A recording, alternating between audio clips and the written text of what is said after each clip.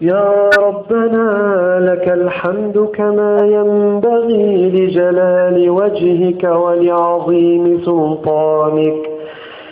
لا إله إلا أنت سبحانك إنا كنا من الظالمين. لا إله إلا أنت سبحانك إنا كنا من الظالمين. يا ربنا أنت الذي صورتني وخلقتني وهديتني للإيمان.